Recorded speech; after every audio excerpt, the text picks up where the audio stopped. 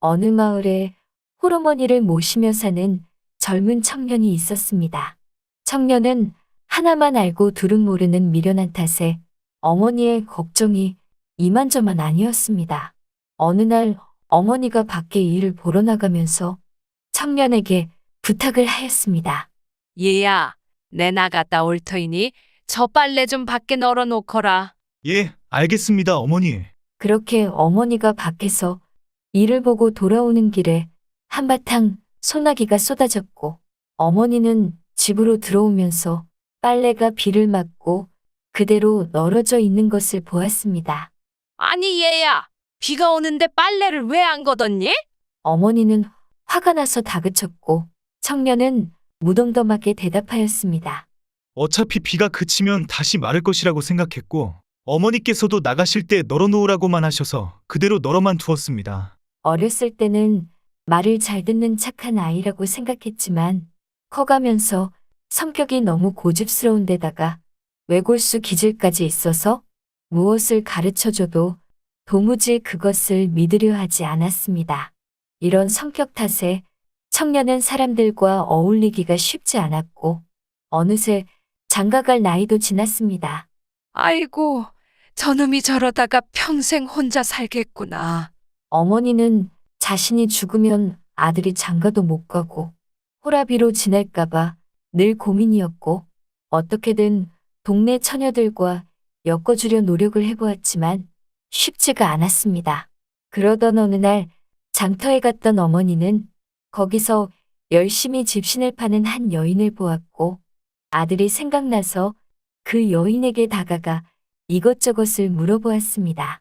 아이고, 젊은 처자가 혼자서 열심히 장사를 하는구려.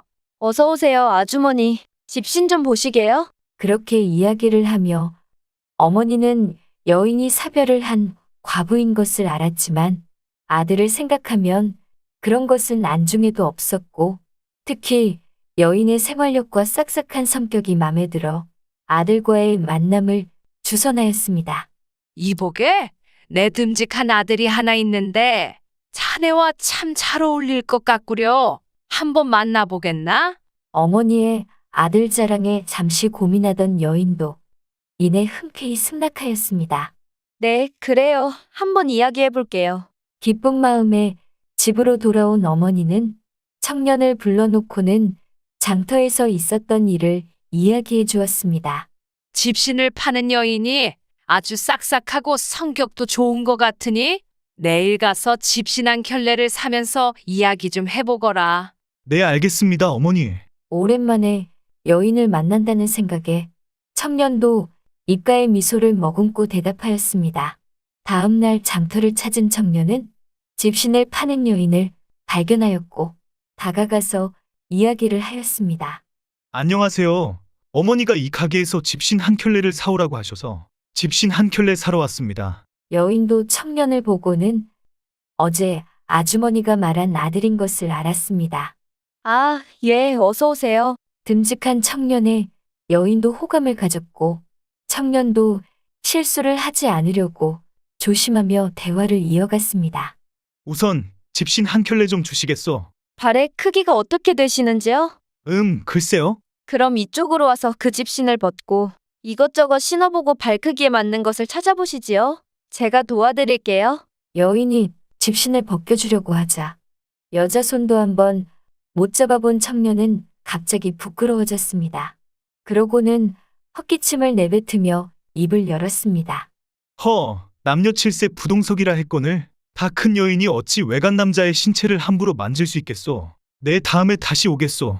그러고는 그 길로 집으로 돌아갔고 여인은 멍하니 쳐다볼 수밖에 없었습니다.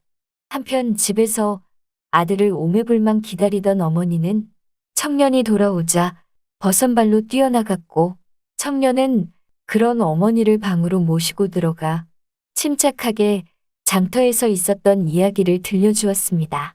아이고 이놈아, 집신 신어보는데 무슨 남녀 칠세 부동석이냐? 너 장가는 안 갈 것이냐? 이 미련한 놈아. 마누라도 아닌데 어떻게 신체를 함부로 만진단 말입니까? 저는 어렸을 때부터 그렇게 배웠습니다, 어머니. 어머니는 화병이 나서 드러누웠고 그런 어머니를 보자 이 미련한 청년도 미안했는지 고민을 하기 시작하였습니다. 어떻게 하면 신체를 접촉하지 않고 내 발에 맞는 집신을 고를 수 있을까? 한참을 고민하던 청년은 이내 좋은 생각이 떠올랐는지 눈을 반짝였습니다. 그래, 종이에다가 내 발과 똑같은 크기의 그림을 그리고 그거랑 똑같은 크기의 집신을 사면 되겠구나. 청년은 이렇게 하면 집신도 사고 여인과도 잘 될 수 있으며 그럼 어머니도 다시 일어날 수 있다는 생각에 뛸 듯이 기뻤습니다. 그렇게 종이에 자신의 발그림을 그리고는 다음 날 아침부터 청년은 급하게 장터로 향하였고 그런 아들을 보며 어머니는 기특해 하였습니다. 이 미련한 놈이 애미를 위해서 드디어 고집을 꺾었구나. 다시 집신을 사러 온 청년을 보고 여인은 의아해하며 입을 열었습니다. 안녕하세요. 다시 오셨네요. 오늘은 집신을 사실 건가요? 네, 오늘은 집신을 사러 왔습니다. 그럼 이쪽으로 오세요. 제가 도와드릴게요. 아니요, 괜찮습니다. 잠시만요. 여인이 청년을 도와주려 하자 청년은 도움을 거절하며 미리 그려둔 그림을 꺼내려고 주머니를 뒤적거렸습니다. 그런데 아침에 급하게 나오느라 그림을 집에 두고 나왔고 청년은 당황해하며 입을 열었습니다. 내 집에 두고 온 것이 있어서 얼른 갔다 올 테니 기다리시오.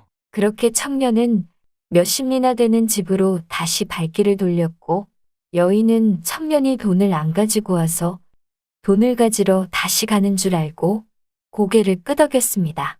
네, 알겠습니다. 그렇게 어스름한 저녁때가 되었고 여인은 청년이 안 오는 줄 알고 장사를 접으려고 하는데 저 멀리서 땀에 흠뻑 젖은 청년이 뛰어오는 것이 보였습니다. 아직 가지 마시오. 내 집신 사러 다시 왔소. 아니, 돈을 안 가지고 왔으면 내일 다시 사러 와도 되는데 이렇게 힘들게 왜 오늘 다시 오십니까? 여인은 녹초가 된 청년을 보면서 안쓰러워하였고 청년은 숨을 헐떡거리며 입을 열었습니다.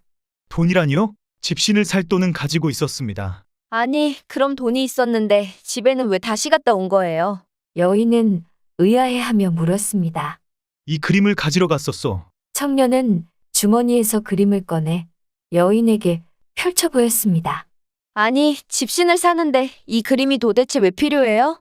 여인은 도저히 이해가 안 된다는 표정이었고 그런 여인을 본 청년은 우쭐해하며 대답했습니다.